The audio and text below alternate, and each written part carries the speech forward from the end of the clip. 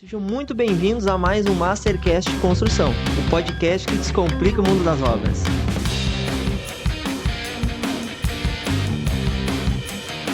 E hoje estamos aqui na primeira temporada especial, diretamente do 30º CBank em Porto Alegre.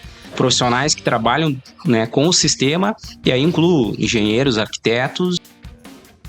Tudo são fases, tudo são processos, tudo são etapas. Desde inteligência artificial, de patologia.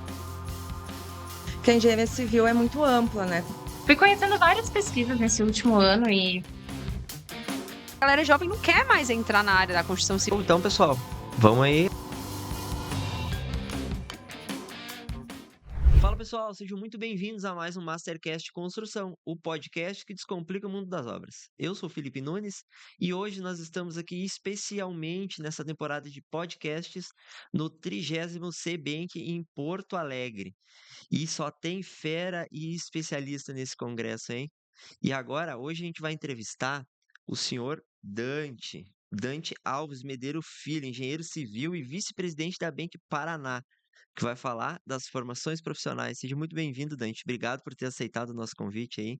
E esse conteúdo que a gente vai falar é um conteúdo importantíssimo para os próximos anos da engenharia, né? E para a nossa saúde da nossa tão belíssima engenharia no país. Bom dia, Felipe. Quero dizer que é uma satisfação, um privilégio estar aqui conversando com vocês sobre um assunto tão importante, um assunto que está sendo muito discutido em todo o Brasil. Então, agradecer vocês por essa oportunidade da gente conversar sobre algo assim. Dante, vamos falar então um pouquinho do que vem acontecendo nos últimos tempos, até para o pessoal se situar melhor, né? O que vem mudando, o que tem acontecido dessas diretrizes. Certo, eu vou traçar aqui um histórico para as pessoas entenderem sobre o que a gente vai falar. Perfeito.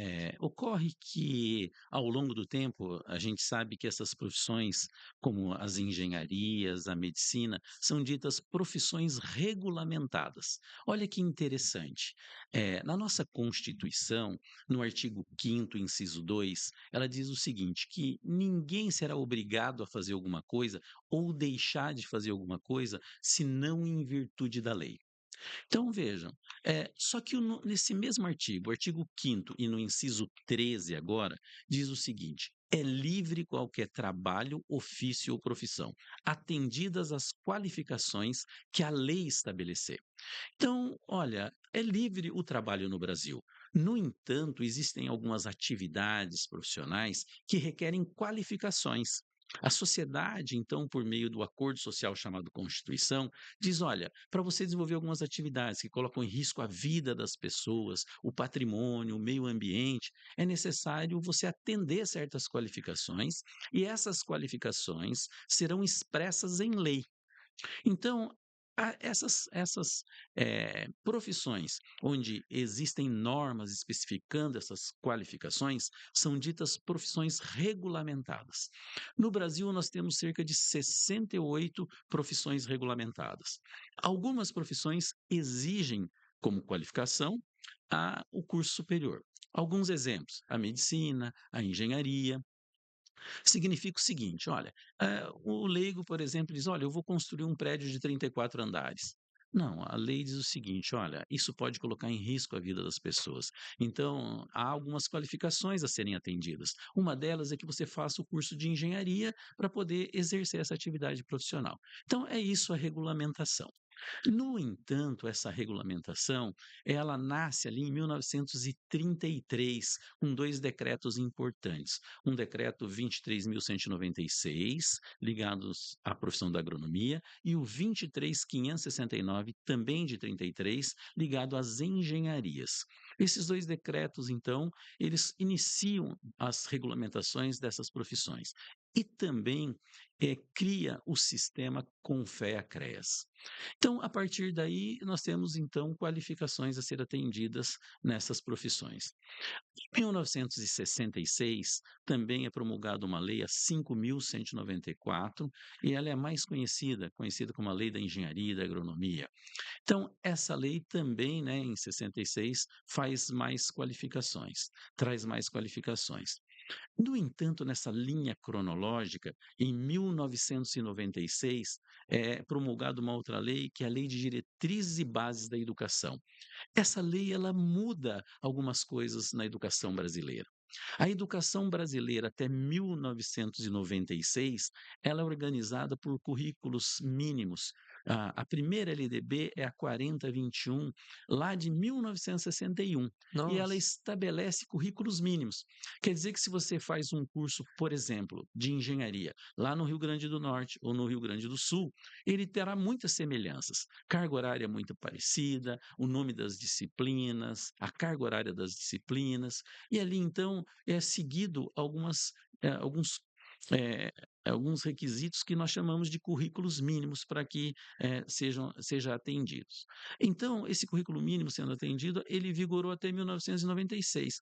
Com a vinda da LDB, muda então, agora os projetos pedagógicos dos cursos, eles não são construídos mais com base em currículos mínimos, eles são construídos sobre a orientação de diretrizes curriculares nacionais.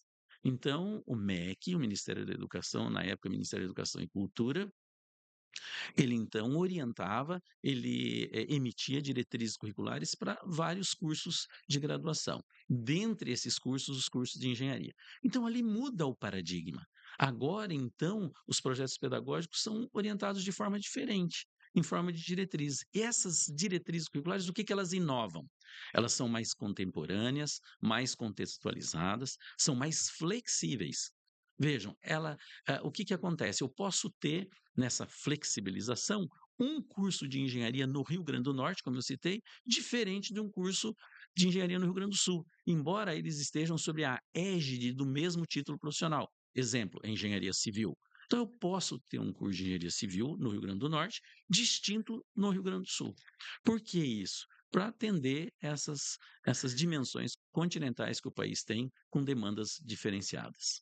Principalmente pelas áreas específicas, né? A forma que se constrói os detalhes específicos lá do norte do país é completamente diferente, por exemplo, do sul do país.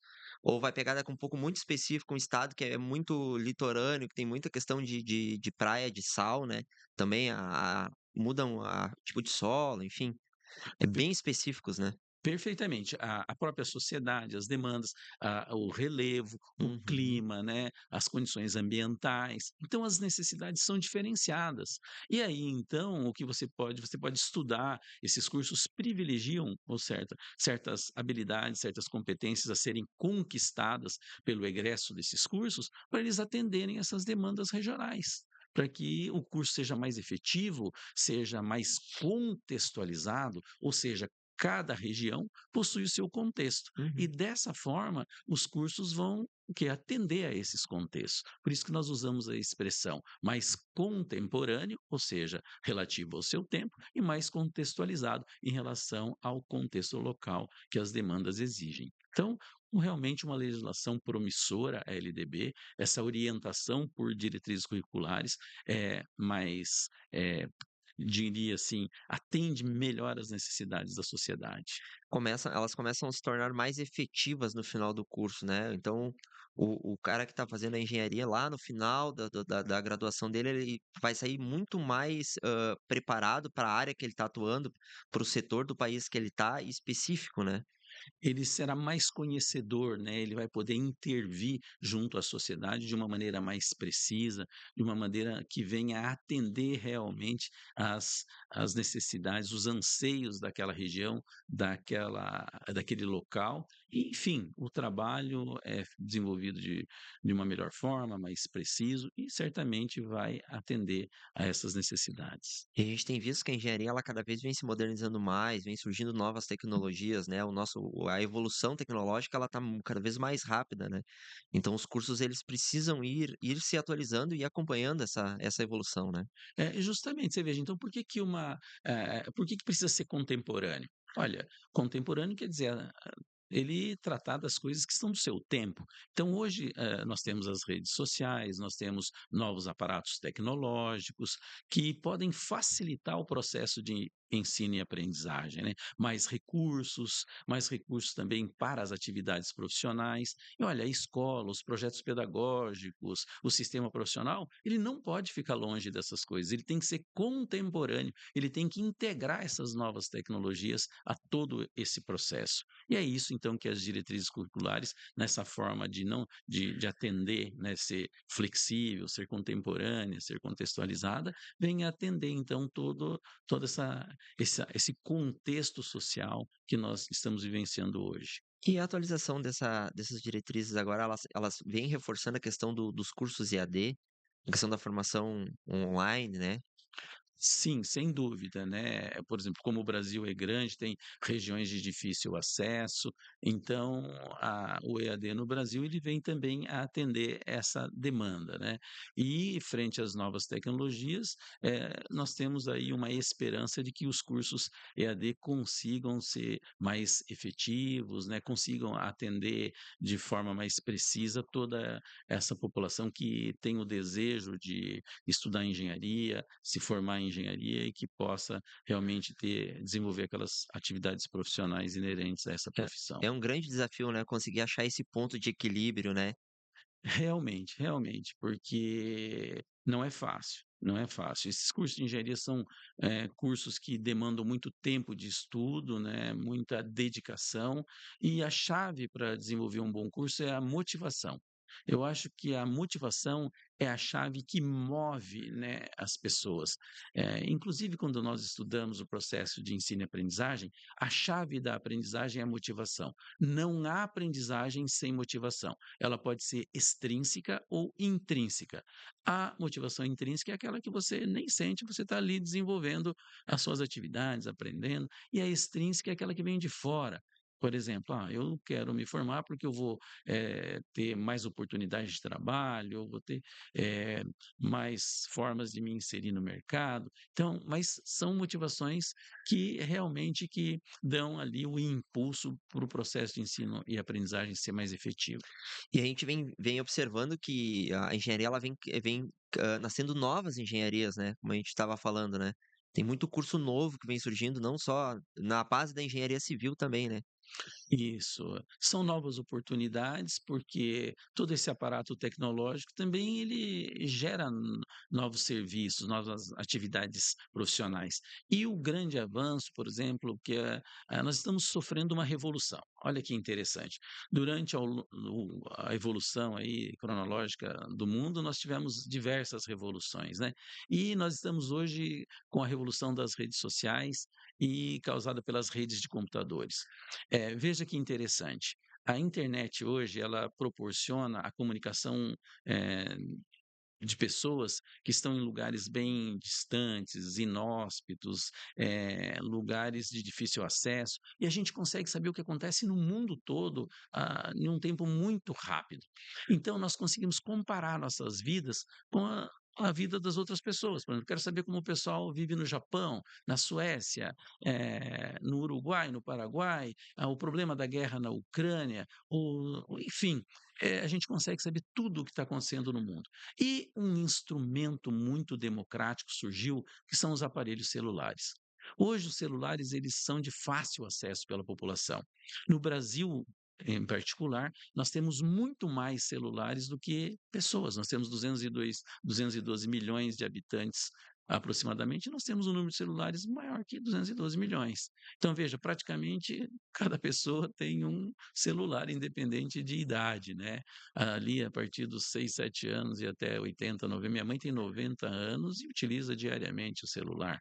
Então, uma coisa que foi incorporada, permite você saber exatamente o que está acontecendo no mundo em instantes. Então, essa revolução, ela gera novas atividades profissionais, ela facilita tudo.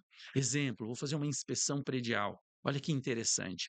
Antigamente eu teria que verificar, por exemplo, se algum revestimento de um prédio está se soltando e pode causar perigo ao se soltar, ao cair sobre alguma coisa ou alguma Um pessoa. desplacamento. Um desplacamento ali, um descolamento das placas. Hoje eu posso fazer com drones, com câmaras térmicas, onde, por exemplo, quando há infiltração de água, aqueles locais, eles têm uma temperatura diferenciada e o drone, sem colocar em risco a vida de pessoas que teriam que subir no prédio, testar ali placa por placa, isso seria feito de forma muito mais rápida, muito mais segura, né, e mais efetiva, mais precisa. Mas aí nós precisamos dos controladores de drone, o planejamento de como vai colher as informações, o processamento das informações, a interpretação das informações, ou seja, são demandas requeridas aí em um curto espaço de tempo. São profissões são demandas que foram surgindo ao longo da tecnologia, mas olha que interessante, né? Imagina, agora eu fiquei imaginando aqui, refazendo o processo. Pô, monta uma ancoragem, põe um alpinista lá em cima. Além do cara ser um alpinista, o cara precisa ter uma qualificação técnica para saber fazer a avaliação correta. Depois se fazia fotos, registros, demarcavam os locais, provavelmente. Depois faria um relatório para depois vir fazer o conserto. Né? Isso eu acredito que numa edificação de médio porte levaria um mês quase para fazer. Hoje, com a tecnologia, os drones, por exemplo, tem mapa de calor que o pessoal tem falado, então fica tudo registrado, gravado, depois pode ser feita uma revisão, né, usando esse próprio mapeamento da edificação, né?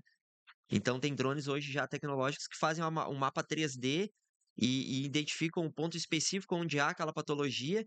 Depois é feito o conserto e é feita uma análise, uma revisão daquilo ali dentro daquele mapa 3D. Então, cara, muita tecnologia que vem para somar realmente, né? E a gente precisa acompanhar isso. Veja quantos serviços, né, são relacionados a esse exemplo que nós estamos dando, né? Só a construção do software que deve ser feito para fazer tudo essa coleta de dados, Sim, né? Então, hoje a gente vai precisar de uma interação, mesmo que seja uma engenharia ligada à computação, mas uma engenharia também que tenha conhecimentos de engenharia civil.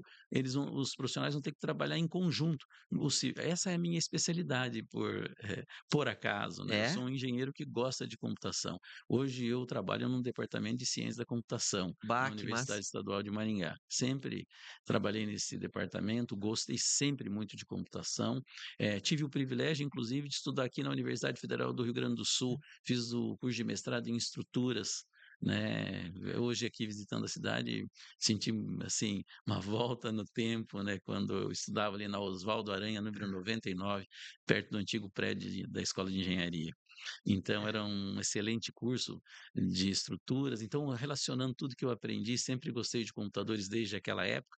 E lembrando como foi importante eu investir nisso e como hoje as tecnologias elas seguiram essa direção, né, de trabalhar com computadores nas engenharias. E esse teu exemplo de, veja, coletar esses dados, né, a análise dos dados. E, além disso, o que eu acho super importante é não colocar em risco a vida das pessoas, Com certeza. né? Colocar alguém lá, imagine um prédio de 30 andares, fazer toda essa ancoragem, ele descer, testar placa por placa, e depois tem detalhes ali ao testar a placa que muitas vezes poderiam não ser percebidos, e já Incorrendo o erro de humano, daqui um pouco de o cara esquecer de bater uma plaquinha e depois aquilo vir, exatamente, né? A né? tecnologia é fantástica, ela Fantástico. te mitiga o erro, né? O erro. E então permitindo uma análise mais precisa, né, com mais segurança. Então, essas novas engenharias estão em todos os lugares. Isso foi um exemplo que nós demos, mas isso hoje está na pavimentação, está nas estruturas, está na qualidade da água, nos exames de patologia, onde nós podemos ver das próprias construções existentes. Então, é um grande avanço e nascem serviços, né, tipos de atividade profissional que antes não existiam. Então, eu digo que a gente está tendo uma revolução, porque e tudo isso, a transmissão desses dados, a transmissão é feita de forma muito rápida. Né? Eu posso, inclusive, se eu tiver alguma dúvida, eu colho os dados aqui e mando para um outro profissional que está em qualquer outro lugar do país ou do mundo. Eu posso trabalhar cooperativamente, né? Posso trabalhar de forma compartilhada, parte do serviço ser colhido, os dados colhidos aqui, a análise feita à distância, reuniões em grupo, reuniões à distância, né? E isso com grande A facilidade. geografia hoje não nos limita mais de desenvolver um papel, né? É É, incrível, né? Você poder coletar dados com drone aqui em Porto Alegre, mandar para um pessoal processar no norte do país e o senhor fazer uma análise lá no Paraná, né? Isso em menos de 5 dias, que de repente há 10, 12 anos atrás, isso levaria meses para ser feito, né? Exatamente. E o trabalho em conjunto, podemos fazer reuniões síncronas, assíncronas, né? Tirar dúvidas de forma rápida, né? Ouvir opiniões de outros profissionais. Então, essa troca de experiência, né? Facilita muito. Então, eu acho que a gente só vai caminhar no sentido de a cada vez mais usar essas tecnologias. Não tem mais como a gente ficar sem elas, né? E elas vão ser ligadas ao processo de ensino e aprendizagem. Ou seja, a escola também, você veja, voltando um pouco às diretrizes curriculares, como as diretrizes são contemporâneas, elas permitem que os projetos pedagógicos sejam alinhados nessa direção. Seja por isso que eles têm que ser flexíveis, eles Uhum. não podem ser rígidos, né? Porque o mundo é A dinâmico. gente não pode mais engessar a educação, né? Ela tem que ser dinâmica, Né? realmente. E eu vejo que é muito difícil as pessoas entenderem isso. Assim, eu sei que quando a gente vai comparar alguma coisa, fazer alguma análise, nós fazemos isso com o nosso conjunto de experiências. E muitas vezes eu sei que tem pessoas que estudaram em uma época um pouco diferente, que então uma época que talvez essas tecnologias não eram utilizadas com tanta intensidade, e às vezes tem uma certa dificuldade de entender como a contribuição de diretrizes curriculares para o processo de ensino e aprendizagem atual. Então, isso é um problema sério, porque a gente tem uma certa dificuldade em explicar isso, esse momento, né, que é preciso fazer, é preciso avançar nesse sentido. E o que que o senhor me diz aí para os próximos anos aí? O que que, na sua avaliação crítica, assim? Eu acho que realmente essas novas tecnologias vão continuar avançando, então essa nossa tarefa é integrar ela às escolas, porque agora nós estamos recebendo novos professores, fala-se muito em a utilização dessas tecnologias no processo de ensino e aprendizagem, processos mais ativos, né, utilizando essas tecnologias, porque veja, vamos fazer uma demonstração, por exemplo, da compressão de um pilar. Você veja assim, falando aqui para o leigo, olha, quando existe uma força de compressão em um pilar, nós temos ali o pilar, por exemplo, ferro de concreto armado e o concreto. Mas o ferro, ele deforma de uma forma um pouco diferenciada do concreto. Olha, eu tenho que trabalhar isso de forma que eles tenham a mesma deformação. E vou explicar isso para o aluno. Hoje eu posso ter simuladores que explicam isso, o aluno em segundos vai entender, né, como eu posso compatibilizar esses coeficientes de elasticidade. Hum.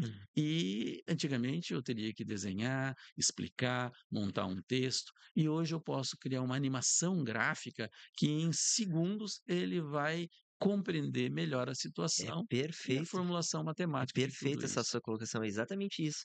Imagina que 10, 12 anos atrás era um quadro, aí já há 15 anos atrás era um giz ainda, aquele quadro, o famoso quadro verde, né? E depois passou para o quadro branco e a caneta, aí depois entraram as televisões.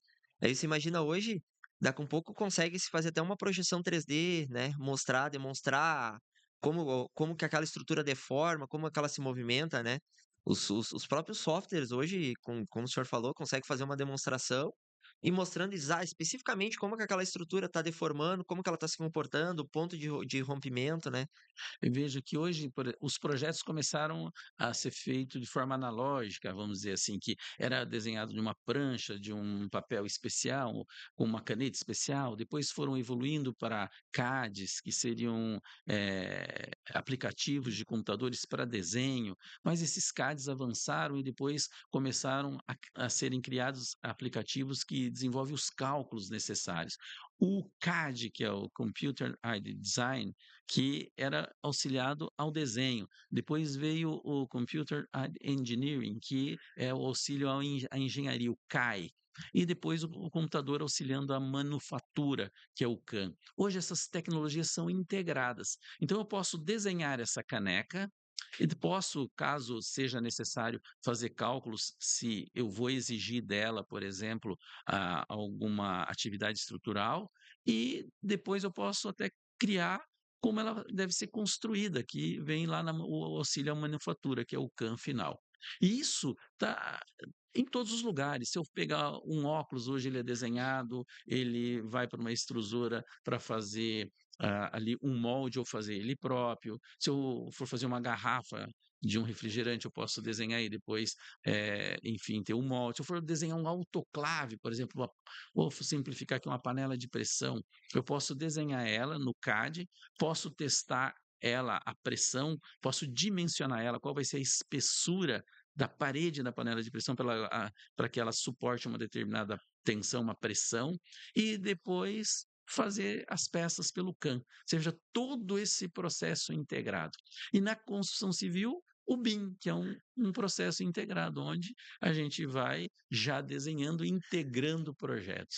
Imagina que isso 20, 25 anos atrás, por exemplo, vamos usar o exemplo da panela de pressão, era quase que algo manual, assim, se projetava algo, se construía e se testava para entender se realmente aquilo ia acontecer, né?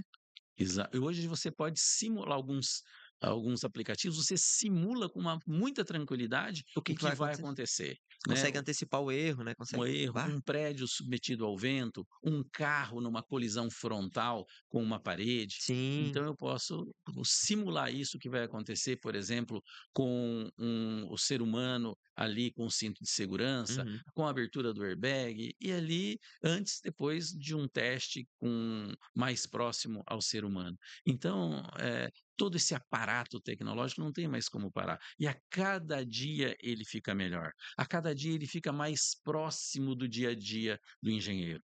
No início, só aqueles especialistas poderiam usar. E aí, nisso tudo, vem um ingrediente muito bacana que é a IA. Uhum. A IA ajuda ele a modelar, ajuda ele a desenhar o problema e se modelar, ele representar o problema adequadamente para que ele possa ter uma resposta adequada. Então, isso a IA vai prejudicar os engenheiros? Não, ela Não, vem para ajudar, total. porque na verdade ela facilita o trabalho do engenheiro, dá mais segurança, né, dá uma resposta melhor e permite ele fazer outras simulações. Eu posso simular situações que às vezes eu demoraria muito tempo para fazer, e com a IA eu conseguiria resultados melhores em menor tempo. Não, e ela te dá um acervo de consulta, um acervo de busca e de comparações absurda, né? Você tem acesso a milhões e milhões de arquivos, a muita coisa, né? Então, que em segundos ali, por exemplo, vamos voltar no tempo como a gente tem feito. Imagina, antigamente você ia ter que consultar um professor, você ia ter que ir lá na biblioteca pegar 10, 12 artigos que já tinham sido escritos por especialistas e bater em cima daquilo que você estava tentando desenvolver, né? Ó, a IA, nesse sentido que você está falando, olha como é interessante a humanidade. O que significa uma escola? Olha, por que nós vamos à escola? Nós vamos à escola porque a humanidade, ao longo do tempo, ela vai experimentando situações e aquelas experiências que são bem-sucedidas, nós vamos nos organizando para contar para outras gerações. Então, a escola, nós vamos à escola porque lá existe um saber organizado, sistematizado, validado, experimentado pela sociedade, que foi colocado ali nos livros escolares, nos projetos pedagógicos, na organização dos cursos, e nós vamos lá para assimilar esse conhecimento. O homem é o único animal que aprende assim tão fácil com a experiência dos outros.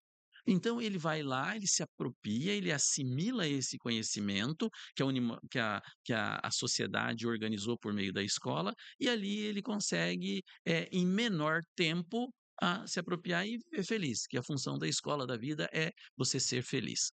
E aí, você chegando nesse ponto, então, olha, agora eu me deparo com uma situação depois, quando eu sou profissional, eu gostaria de alguma situação que eu não conheço bem. Olha, e eu precisaria voltar aos bancos escolares. Mas hoje eu tenho curso de pós-graduação, vários cursos de pós-graduação. Eu tenho agora essas informações que são veiculadas pela inteligência artificial, que quando eu busco na rede de computadores, eu tenho que analisar se aquelas informações são validadas e experimentadas adequadamente. No entanto, a IA pode me ajudar no sentido de que ela pode me mostrar as experiências bem-sucedidas. Ela pode, por exemplo, filtrar aquelas experiências que melhor se enquadrem na minha situação, na minha necessidade.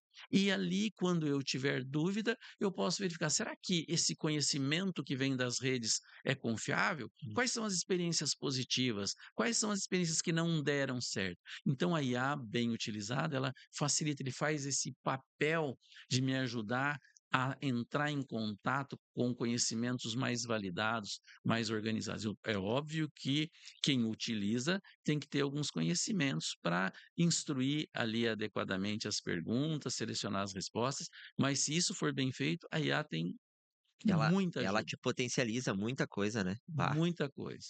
Então, se veja, um aparato todo onde nós vivenciamos novos tempos, né? E daqui para frente, a IA cada dia vai estar presente nas nossas vidas. Você veja que você compra, olha que curiosidade, você compra um air fryer. Hoje, a maioria, ou as mais sofisticadas, vamos dizer assim, mas estou vendo que você já tem receitas no seu celular. Uhum. Você clicou a receita, você transmite a receita para a sua air fryer, ela E ela executa. E essa receita você pode fazer também por meio pegar, acessar elas por meio de IA para você verificar qual é uma coisa simplória, até prosaica que eu estou falando, mas para que o quem nos ouve, né, pode ter assim entender o potencial disso no dia a dia. Estou dando um exemplo assim não, de é a automação também dentro da engenharia, né, é incrível, né. Por exemplo, imagina que hoje, se nós estamos aqui conversando e digamos que eu quero apagar as luzes da minha casa pelo celular, você dá um comando aqui e as luzes se apagam, se acendem, né. A própria segurança eletrônica, né, com câmeras e tudo, então a evolução vem comando de voz, os isso. carros, você de repente fica sonolento, ele tenta te avisar, vê que você está saindo da pista, Uhum. vai colidir com o carro da frente. Hoje tem mecanismos ali que ele, ligado ao seu piloto automático, o assistente, ele vai te mostrar, olha, ele vai diminuir a velocidade quando você vai se aproximando de outro, ele treme o volante, solta Não, o sinal, próprio estacionar sozinho, imagina. estacionar Há sozinho. 10 anos atrás, a gente falando que um carro estacionaria sozinho, né, imagina, não tinha como prever isso, né. E a gente tem certeza que nos próximos anos aí essa tecnologia vai avançar cada vez mais, né. Ela vai assim, se inserindo nas nossas vidas, nas atividades aquelas mais básicas, como eu dei o exemplo da cozinha, nós estamos trabalhando com o exemplo do carro, aí nos exemplos mais sofisticados, né, naquele trabalho da engenharia, desde da engenharia eletrônica, a civil, a mecatrônica, e ali, mesclando todas essas coisas. Então os profissionais, eles vão ter que interagir, você vê, nascem, né, cursos, diferenciados dos tradicionais, mas que integram os conhecimentos de todos eles. Muito bom, Dante. Eu vou pedir para te deixar um recado para o pessoal ainda que o nosso público mais jovem, o nosso futuro da engenharia aí. É, Tem muita gente que ainda está com dúvida se realmente é para mim a engenharia, né. O senhor aí com essa vasta experiência, se poder deixar um recado para a gente poder motivar o pessoal. é. Eu, tive o privilégio de fazer um curso de engenharia e eu queria dizer a vocês que os cursos de engenharia em geral, eles trazem uma formação muito completa, né, da física, da matemática, e o que que eles nos traz? Eles nos permitem que a gente se instrumentalize para enxergar o mundo mais próximo, um mundo mais real. Então eu apostaria num curso de engenharia. Ele é bom para a vida, bom para as atividades profissionais. Você certamente vai, na sua realidade, encontrar aplicações. Então, é um curso que te traz muita satisfação, um curso que você compreende melhor os mecanismos, os aparatos que a sociedade lhe fornece para que você possa desempenhar uma vida com mais harmonia, mais feliz. Então, eu estou muito satisfeito e incentivo aqui que vocês façam esse curso. É realmente um curso do futuro. Muito bom, pessoal. Bah, olha, sentar com todas essas lendas da engenharia aqui, com essa energia que o senhor tem, né, e com esse amor que vocês têm pela engenharia é fantástico, né. Saber que se dedicaram à vida, né. Conversei mais cedo aqui com a Cláudia também, que tem todo um apego e, né, e se dedica a isso, né. E a gente saber que a engenharia hoje, querendo ou não, tudo que a gente toca, o que a gente utiliza foi feito, nasceu nas mãos de engenheiros, né. Isso é fantástico, né. Agradecer também a todos os engenheiros que nos assistem, né, vocês são fundamentais, né, para tudo que nós temos, né. Maravilha. Eu só tenho a agradecer o convite, fiquei muito alegre, muito contente e desejar a vocês aí o sucesso aqui nos podcasts, que a gente possa aí, de certa forma, ajudar todos a esclarecer, como a engenharia funciona e a incentivar jovens a fazer engenharia. Meu muito obrigado. Obrigado, Dante. Um ótimo congresso para vocês aí. E vem muita novidade por aí. A gente tem muito especialista ainda para sentar aqui, muita lenda da engenharia, para trazer muito conhecimento para vocês, pessoal. Tá bem? Até o próximo.